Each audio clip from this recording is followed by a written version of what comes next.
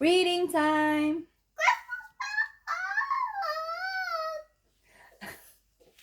I lost my voice on that one.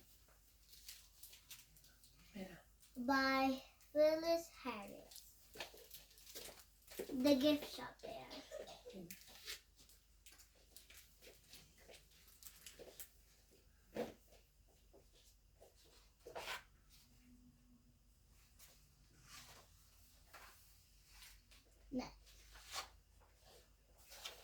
Nestled on the edge of town sat a little gift shop. Inside the shop, in a dusty attic, in a cozy box, a little bear listened to the frosty wind whistling outside the window. Each year, Bear watched patiently as the tree outside his window changed with the seasons.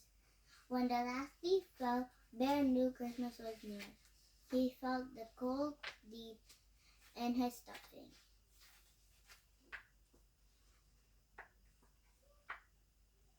It was almost time.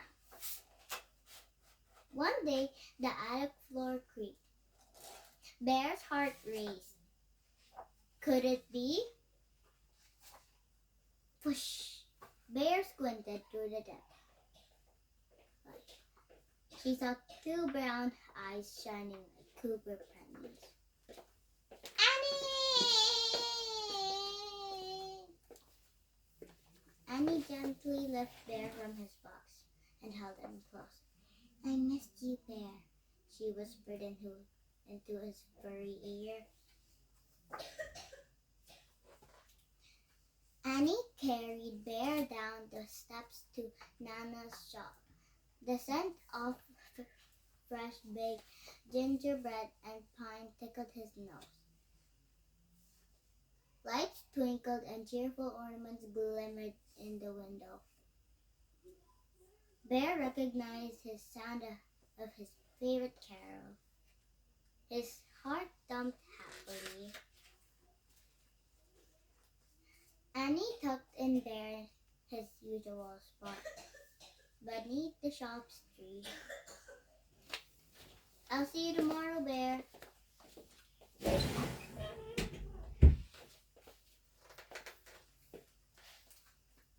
Over the next few weeks, Bear and Annie filled the shop with laughter and shared secrets.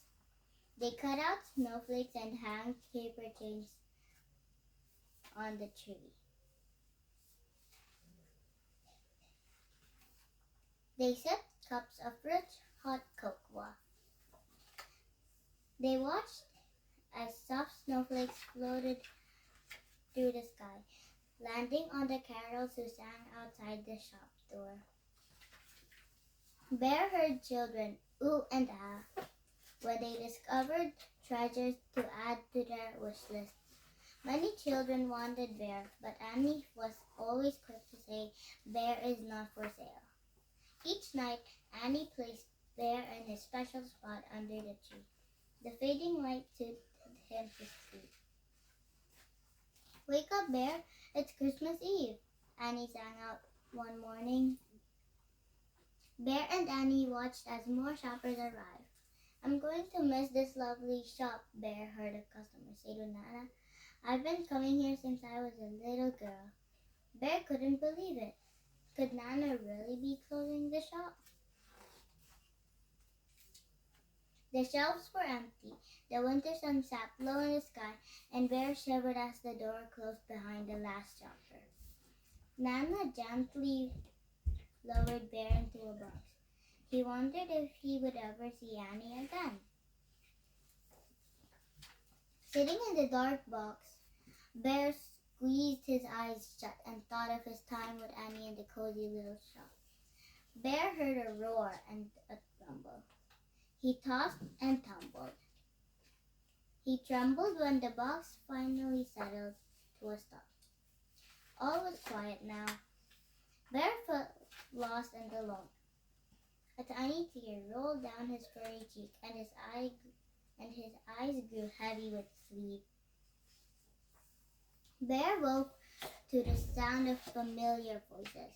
His nose twitched with the scent of fresh baked gingerbread. His ears tingled as he heard the soft sound of his favorite Christmas off. Was that pine smell he smelled in the air? Could it be? Whoosh! Bear squinted. He saw eyes shining like copper pennies. Annie! Bear! Shouted Annie. She wrapped you in a warm hug.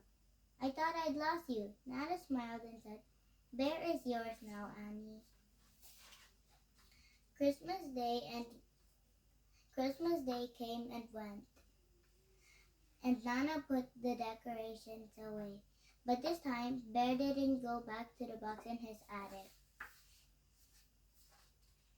Christmas was still Bear's favorite time of the year, but now he had a place where he belonged in every season.